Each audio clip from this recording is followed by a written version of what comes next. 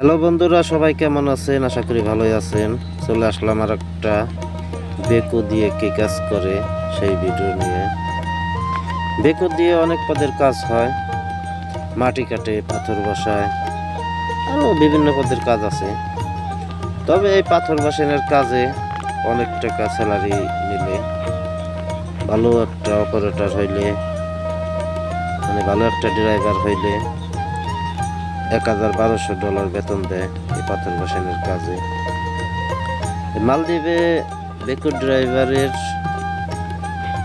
মানে বেশি বেতন এই পাথর বসানোর কাজের। আর এমনি মাটি কাটার ড্রাইভারদের $700-800 এই পদের হয়। কিন্তু পাথর বসানোর কাজের অনেক বেতন, কারণ পাথর বসানো অনেক কঠিন। তো ভিডিওটা ভালো যদি লাগে তাহলে চ্যানেলটা সাবস্ক্রাইব করে রাখবেন। আর কারো কিছু জানার থাকলে আমাদের ভিডিওর কমেন্টে বলে যাবেন, আমরা জানানোর জন্য চেষ্টা করব। আর এরকম ভিডিও পেতে আমাদের চ্যানেলটা সাবস্ক্রাইব করে সঙ্গেই থাকবেন। এরকম নতুন নতুন ভিডিও আমরা প্রতিদিনই দেই, আপনারা দেখতে থাকুন। ভালো থাকবেন। আল্লাহ হাফেজ।